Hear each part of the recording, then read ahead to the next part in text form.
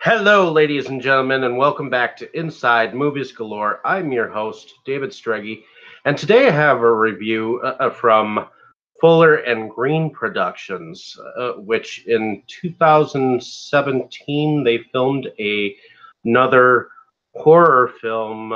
Well, not another horror film, their first horror film that has a Western tinge to it, or tang, so to speak, and it's called Hell's Half Acre, and it starts out in black and white, where we see a family, a young boy who is whittling a small piece of wood that is kind of like a totem pole for his father, and he gives it to him, and then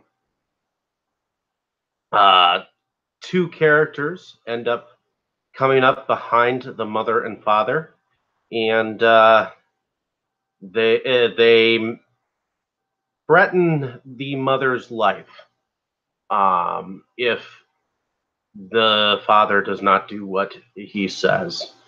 So the one gentleman by the name of Zeke, which he is not a gentleman, he makes him step onto a piece of wood, put a sack over his head, puts a rope around his neck, and throws the other end over a tree.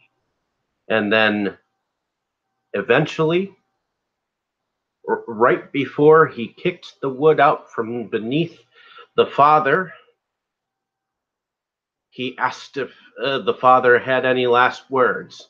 And he said if they laid a hand on his family, he would hunt them down and enact his revenge, or something of that nature. So ultimately, the brick or the block of wood was kicked out from underneath, and he hung till the neck till dead. Anyways, in present day, we have a paranormal team from the Modern Paranormal Society, I guess, MPI, and they are on their way to Hopkinsville, Kentucky, to check out Hell's Acre. Once they get there, they bring their handicapped friend and along for the ride. And when they get there, they are told that the land is known for strange things, anything from aliens to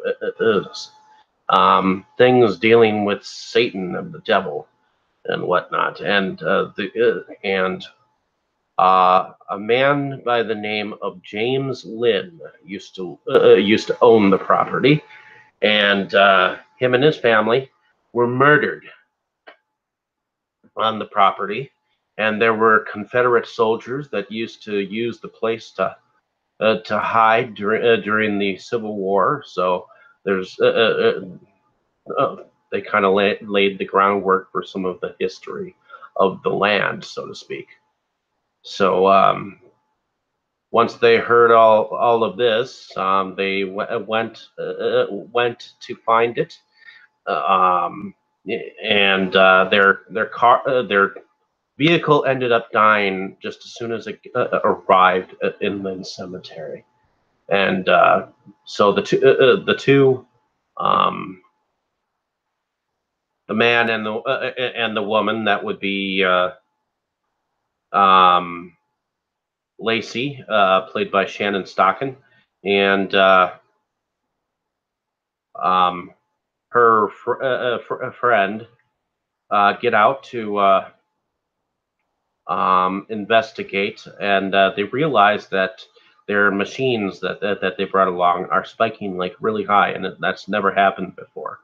Then they find that totem wooden thing that we saw in the very beginning, and when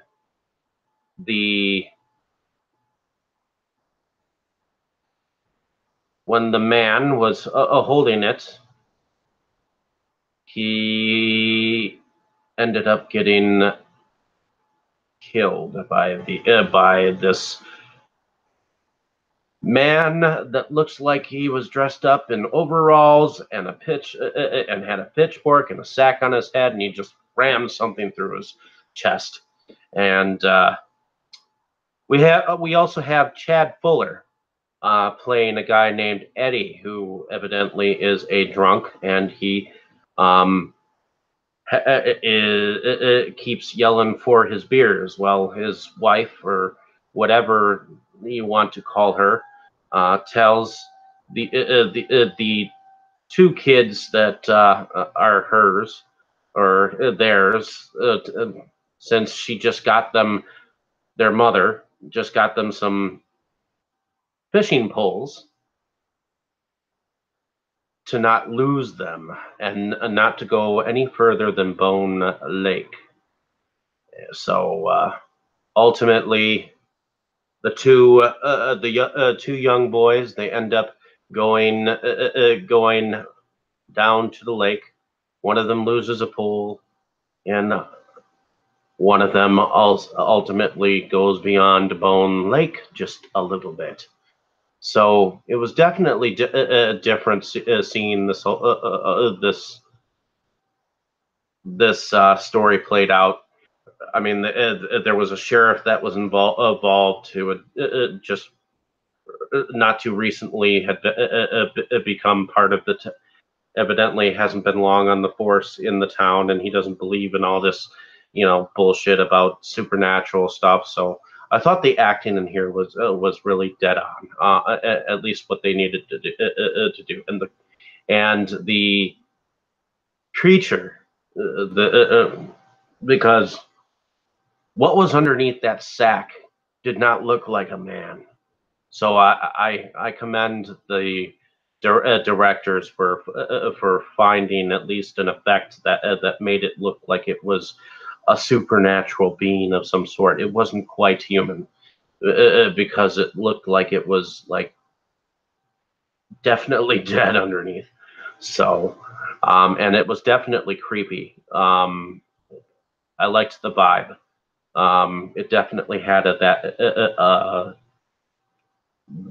that Boggy Creek, or the Legend of Boggy Creek, or should I say that the town that drowned at sundown, or you know what I'm saying. But in any case, I enjoyed the I enjoyed the film. It was definitely darker than it than their film The Switch. And I would definitely love to see what else that they come up with. And in fact, they have.